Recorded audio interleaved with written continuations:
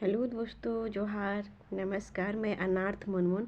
मैं 5 मंथ पहले वीडियो बनाई थी कि आदिवासी बेटियों को उनके पैतृक संपत्ति, उनके पिता की संपत्ति, उनके पुरखों की संपत्ति में हिस्सेदारी क्यों नहीं मिलता है या फिर क्यों नहीं मिलना चाहिए, इसके बारे में। तो बहुत सारे पॉजिटिव कमेंट भी आए, बहुत सारे नेगेटिव कमेंट भी आए और सोशल मीडिया में हर तरह का कमेंट आते रहता है। तो अब क्या करें, इसमें पॉजिटिव कमेंट, नेगेटिव कमेंट, हर तरह के लोग अपने अपने सोच के अनुसार हमें कमेंट किए। जैसा भी किए, हमें अच्छा लगा कि ये जान करके कि वे क्या सोचते हैं हमारे बारे में और हमारे बारे में, समाज में, हम लड़कियों के बारे में, हम महिलाओं के बारे में लोगों की क्या मानसिकता है, ये भी तो पता चल रही है हमें। मतलब हमें पता चल रहा है कि हम अनाथ बच्चे हैं, अनाथ मतलब विधवा महिलाएं हैं, उनके बारे में हमारे समाज के क्या सोच है, क्या रवैया है ये। तो एक भाई ने कहा हमें कि आदिवासी बेटियों को, मतलब एक दादा ने कहा हमें कि आदिवासी बेटियों को उनके पैतृक संपत्ति, पिता की संपत्ति में हिस्सा शायद इसलिए नहीं मिलना चाहिए क्योंकि जब वो शादी हो जाएगी तो उनको ससुराल का भी हिस्सा मिलेगा और मायके का भी। और जो मायके का हिस्सा मिलेगा वो ससुराल पक्ष के लोगों का होगा। मायके पक्ष से उनका जो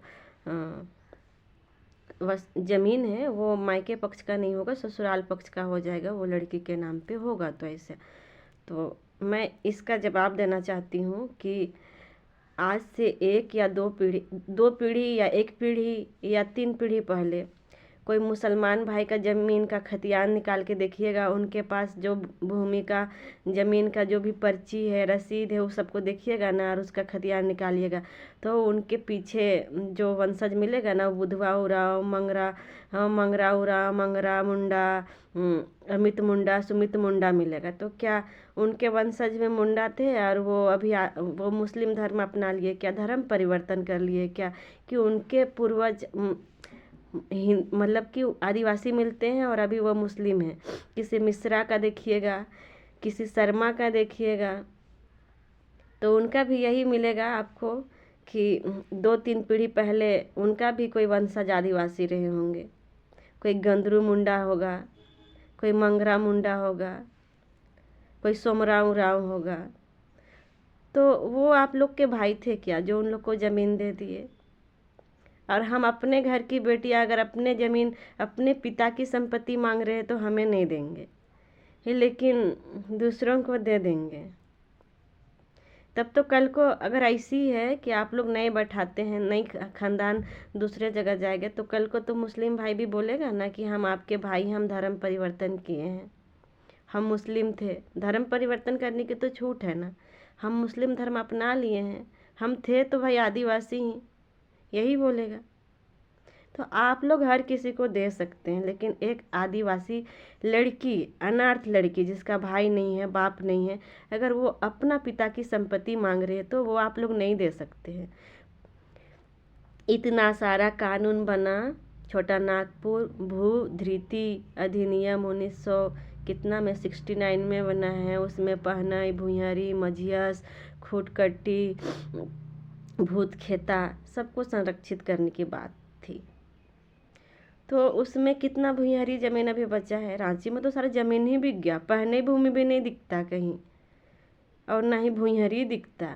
रैयत का तो बात ही अलग है, चलिए वो उसका तो क्या कहना। महतो खेत सारा कुछ कहाँ है, कौन जगह दिखता है?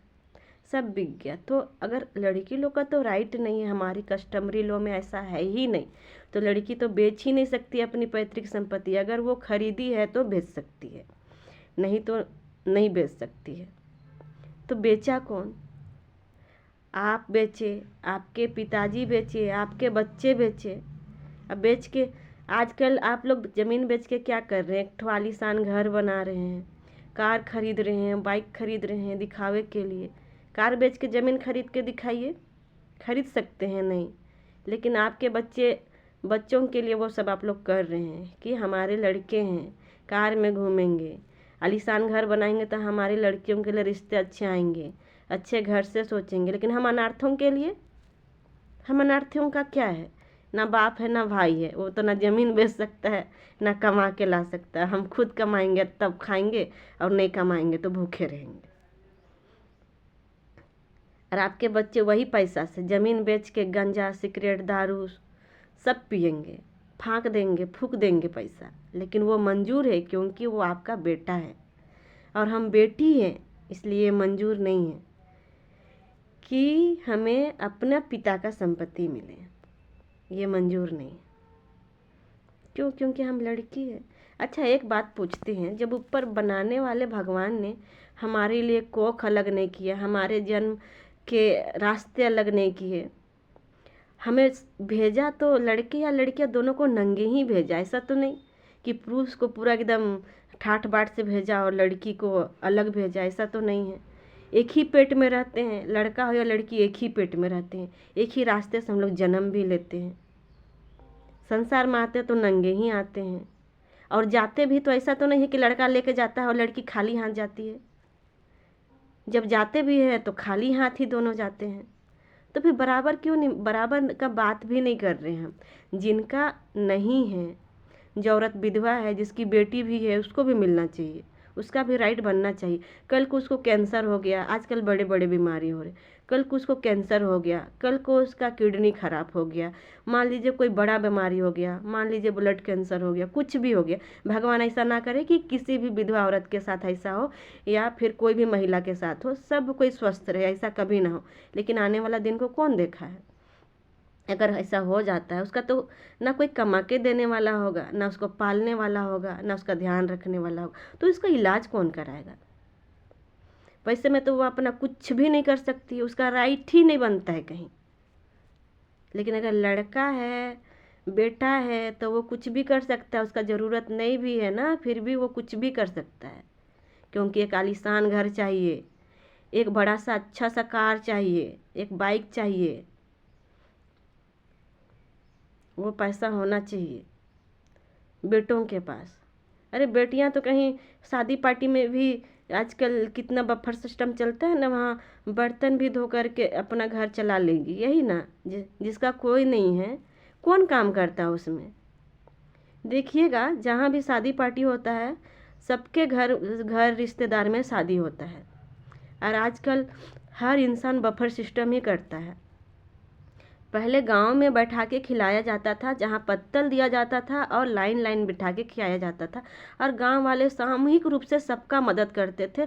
पत्तल देना, पत्तल उठाना, खाना बांटना, दाल बांटना, सारा चीज़ होता था।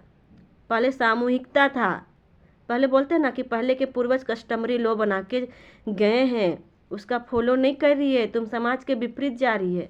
तो आजकल हर कोई तो समाज के विपरीत काम कर रहा है।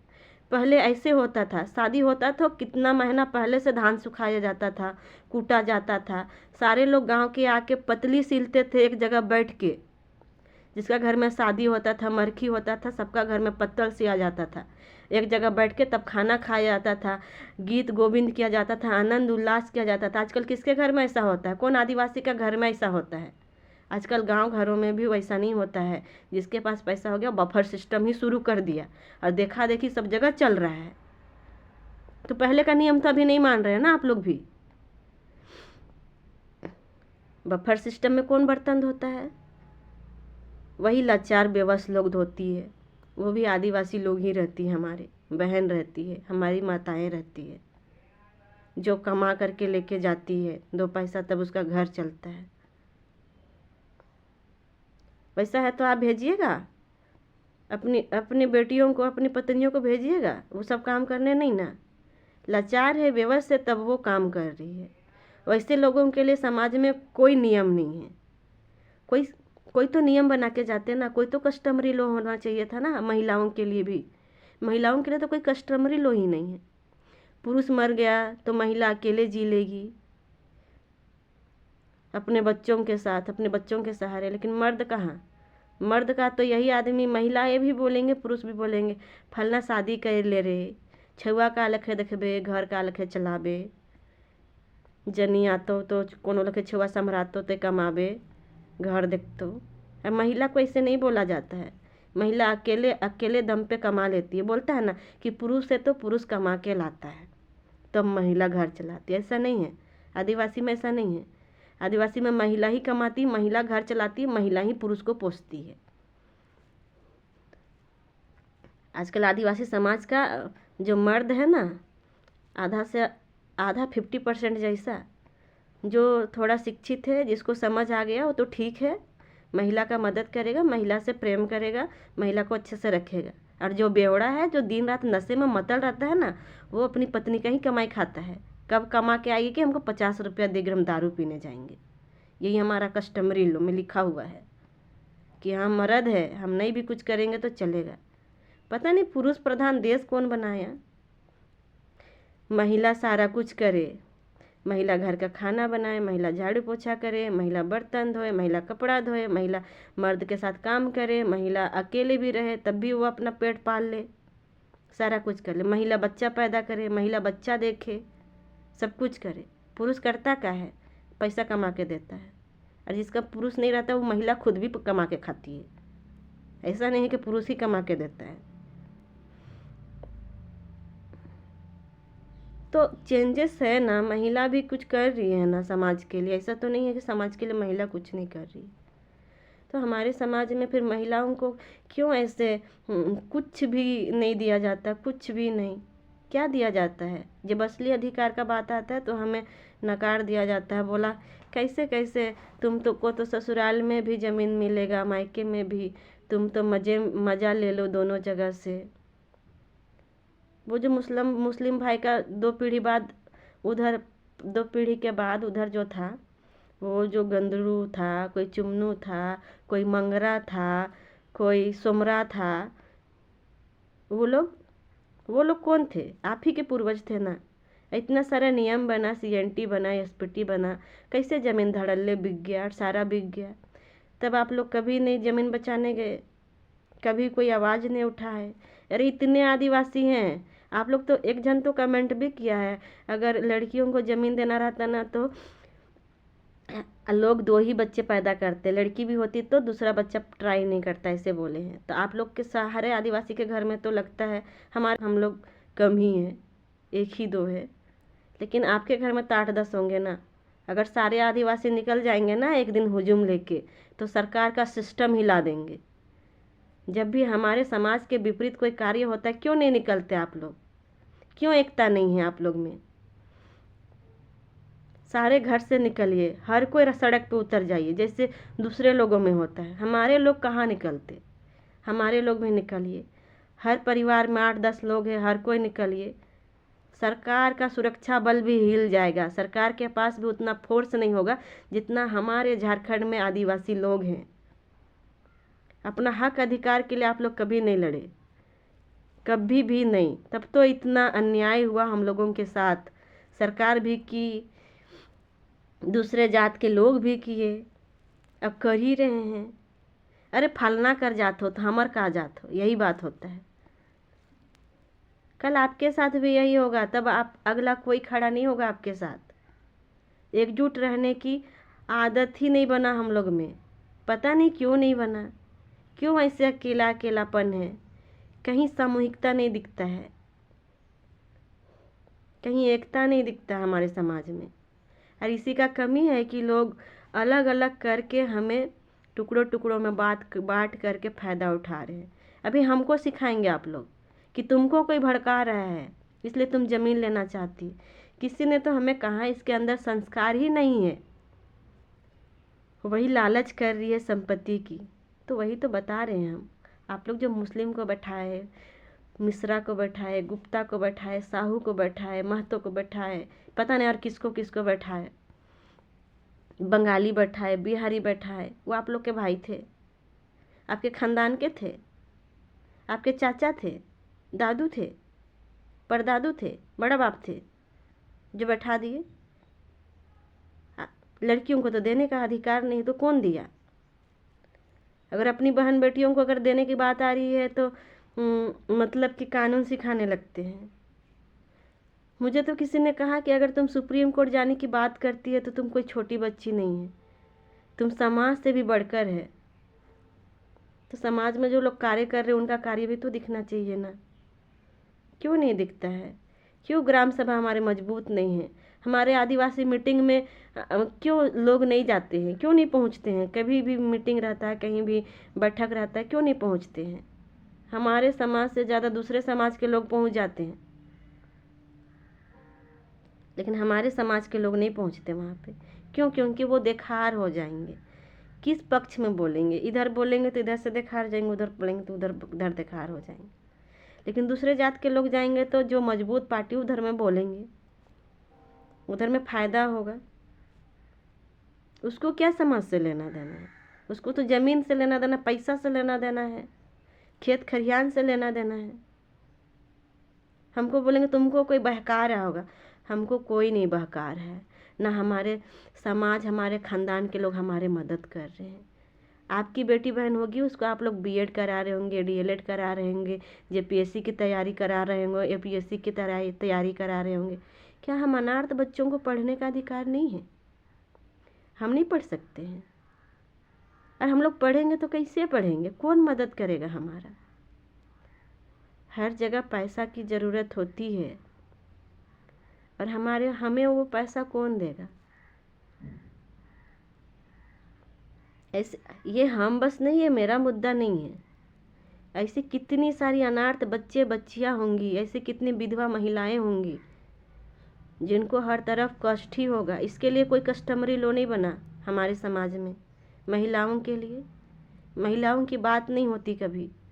महिला छूट जाए तो मायके में रह लेगी, बस इतना ही सा है।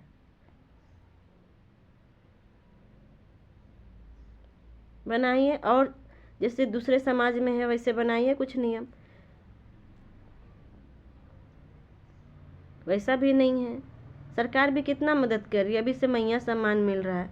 कोई बच्चा अगर पढ़ना चाहता है उसको मैया सम्मान योजना, वो भी 18+ से है। अगर छोटा बच्चा हो तो उसको क्या मदद मिलेगा?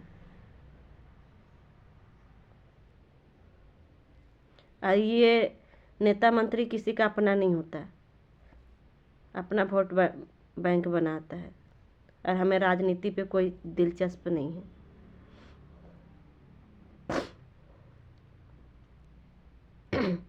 तो यही सब बात है जो गौर करने के लायक है। किसी ने तो बोला, ऐसा क्या क्या मैं बताऊं, क्या क्या बोला गया कि आदिवासी परंपरा को तोड़ मरोड़ करने की साजिश से हम लोग साजिश रच रहे हैं। इतना सारा ज़मीन जगह, हमने तो 5 महीना पहले वीडियो बनाया, साल भर पहले वीडियो बनाया, मान लीजिए। लेकिन इतना सारा जो ज़मीन जगह बिक गया, कैसे बिका? कौन बेचा? किस लिए बेचा? किसके लिए बेचा? ये सवाल नहीं है। इस मुद्दा पे कोई कमेंट नहीं करता। सब लोग बोलते हैं तो बिक गया तो तुम भी बेचने के लिए हिस्सा ले रही है। यही बस सवाल है। आप लोग देखिए, हम बेचते हैं या रखते हैं, या हमारे पूर्वजों की संपत्ति हम उसको संजो के रखते हैं। क्या पता हमारे ख़ानदान वालों के पास रहे तो वो एक्स्ट्रा हो जाएगा, फलना का हिस्सा था, एक्स्ट्रा है, बेच देते हैं। लेकिन वो मेरे बाप दादा का ज़मीन था, मेरे बाप का, मेरे दादा का, परदादा का। मैं उसको क्यों बेचूं? जब हमें खरीदने का हिम्मत नहीं तो बेचने का भी हिम्मत नहीं है।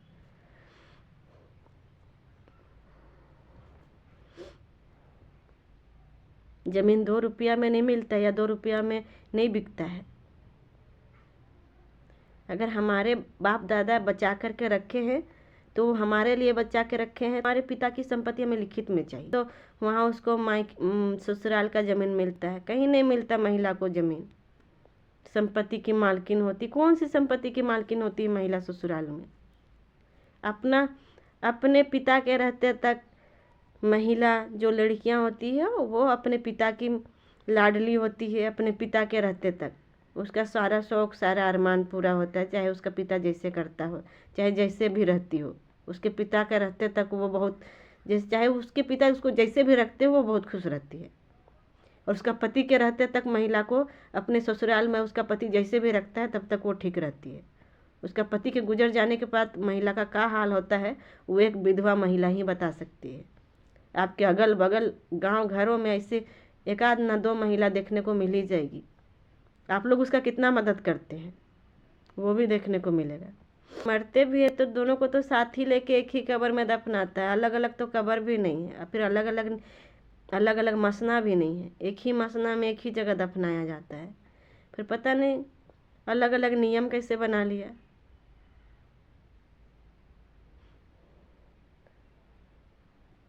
अगर एक महिला का कहीं कुछ नहीं होता है, ना ठहर ना ठेगान, कहीं कुछ नहीं होता है। एक महिला, एक खा के जो फेंकते हैं ना पत्थरी, एक महिला का वही है। उधर से कोई कचड़ा का ढेर उधर से कोई फेंक दिया तो उधर चल जा उड़िया के, उधर से कोई फेंक दिया तो उधर चल जा उड़िया के।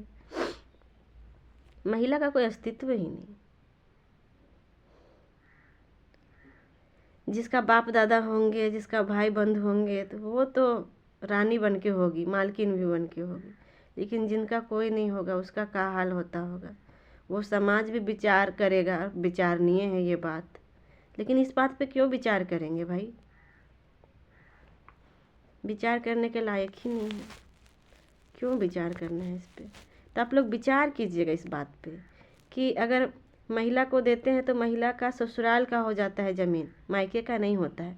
लेकिन आप जब मुस्लिम को दिए, जो मिश्रा को दिए, जो गुप्ता को दिए, जो बंगाली को दिए, जो बिहारी को दिए, उसका 2-4 पीढ़ी के बाद देखिएगा आप ही का पूर्वज का नाम होगा। आपका भाई था, धर्म परिवर्तन कर लिया, जाके बंगाल में बस गया था कि बिहार में बस गया था, कि धर्म परिवर्तन कर लिया तो मुस्लिम बन गया, धर्म परिवर्तन कर लिया तो हिंदू बन गया। आजकल तो यही बोलते ना, धर्म बदलता है, हमारा जाति नहीं बदलता है, हम लोग उरांव हैं, हमारा खतियानी है। उन लोग का भी खतियानी है, आपका बाप भाई था जो दिए थे। और हम लोग आप लोग के कुछ नहीं लगते हैं। आपके घर बेटी पैदा ही मत करो यार, मार दो, ख़त्म करो कहानी। बेटी पैदा होती है ना, जिसका घर में बच्चा नहीं है, मार दो, जहर वहर खिला दो, ख़त्म कर दो। आने वाला दिन में इतना झंझट क्यों झेलना एक लड़की को। मैं इतना ही बोलती हूँ। अब क्या करूँ, सोशल मीडिया है, यहाँ पे उचित अनुचित दोनों तरह का राय मिलता है। तो कभी कभी मैं कुछ ये मैं आक्रोश हो जाती हूँ, मैं हताश हो जाती हूँ, तो ऐसे बोल देती हूँ। और जिनको भी हमारे बातों का बुरा लगा वो हमें क्षमा करे। मैं माफ़ी चाहती हूँ हाथ जोड़ के।